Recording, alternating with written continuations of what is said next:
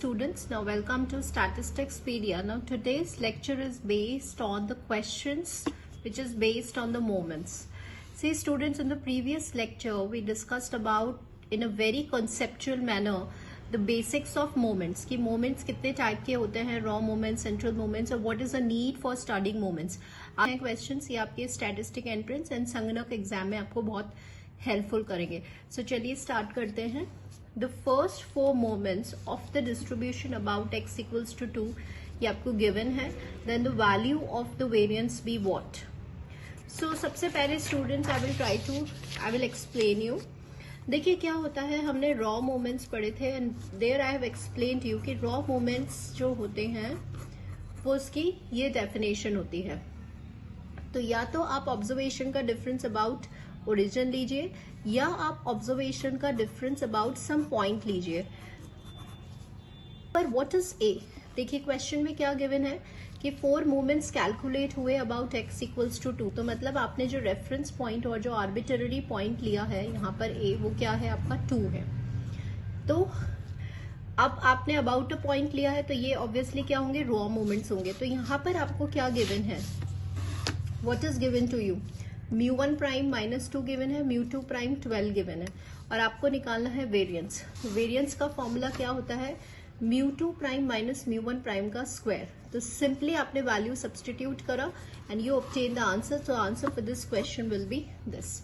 तो ये आपको तभी समझ में आएगा जब यू विल अंडरस्टैंड कि यहाँ पे जो क्वेश्चन है वो क्या है, क्योंकि यहाँ पे कहीं भी रॉ मोमेंट्स नहीं दिया हुआ है, लेकिन हमने μr प्राइम क्यों लिखा है, क्योंकि आपको ये रेफरेंस पॉइंट दिया हुआ है, about a point A given है. तो इससे हमें पता चल गया कि here μr prime is given to us.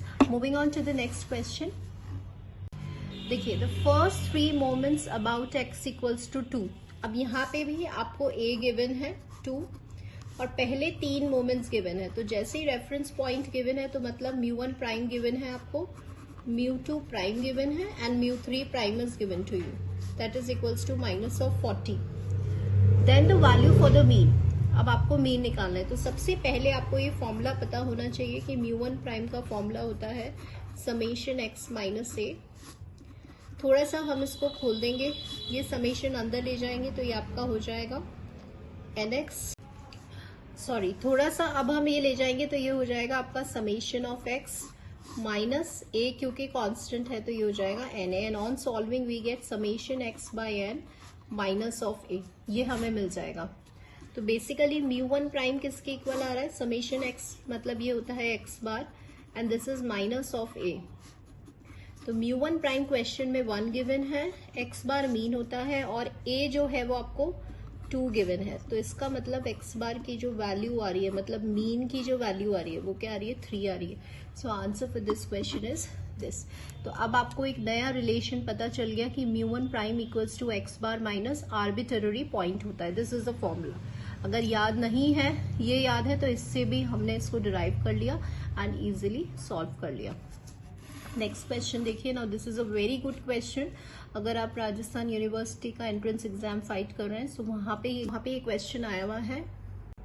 Late x takes these values, values given है, ऑब्जर्वेशंस आपको गिवन है और आपको second and third central movement निकालना है. तो सबसे पहले आपको सेंट्रल मूवमेंट पता होना चाहिए, that is 1/n summation x minus mean to the power of r. So यहाँ हमें समझ में आया कि we need to calculate the mean. तो यहाँ पे हम मीन कैलकुलेट कर लेते हैं. अब आप देख रहे हैं ऑब्जर्वेशंस नेगेटिव एंड पॉजिटिव हैं बोथ साइड, तो ऑब्वियसली आंसर क्या आ जाएगा, 0 आ जाएगा. Mean will be 0. So ultimately आपका फॉर्मूला क्या बन गया, ये बन गया. और ये किसके इक्वल होता है, μr प्राइम के. तो यहाँ पे raw moment and central moment coincide कर रहे हैं क्योंकि मीन कैसा है, 0 है. अब बहुत ईजी हो गया हमारे लिए सॉल्व करना. अगर आपको μ2 निकालना है तो सिंपली आपको 1/n समेशन x स्क्वायर निकालना है. तो सारी ऑब्जर्वेशंस का स्क्वायर करेंगे. तो जब आप इसको सॉल्व करेंगे, आई एम डूइंग ट्वाइस क्योंकि ये सारी ऑब्जर्वेशन है, तो ये हो जाएगा 1 + 4 + 9 एंड तो ये हो गया आपका 7 ऑब्जर्वेशन, ये 2 हो गया एंड दिस इज 14. तो ये कैंसिल होके आ गया 4.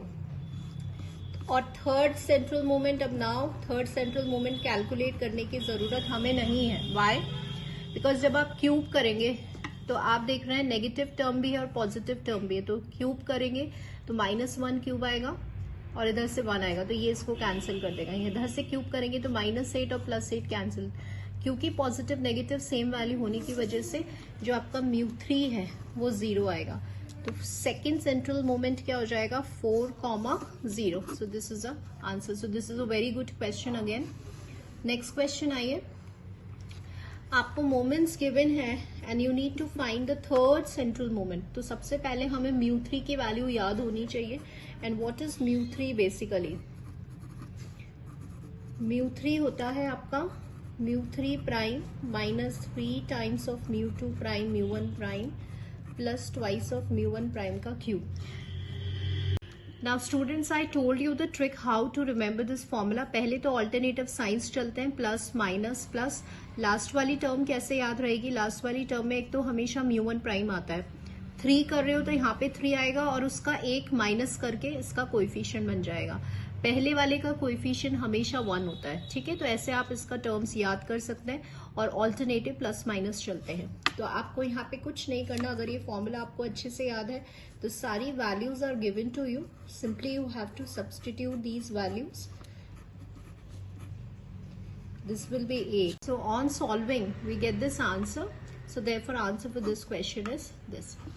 So students, today's lecture हमने क्वेश्चन सॉल्व करे हैं moments and we have done every sort of question. हर पैटर्न का क्वेश्चन सॉल्व किया है जहाँ पे आपको आर्बिट्ररी पॉइंट गिवन है। दूसरा, एक फॉर्मूला आपके लिए ये हो गया। थर्ड, हमने ये भी देखा कि अगर पॉजिटिव नेगेटिव सेम वैल्यूज है तो हमेशा ऑड वाले मोमेंट्स वैनिश हो जाते हैं, 0 हो जाते हैं और रॉ सेंट्रल मोमेंट्स कोइंसाइड हो जाते हैं। तो ये कुछ सर्टेन पॉइंट्स हैं।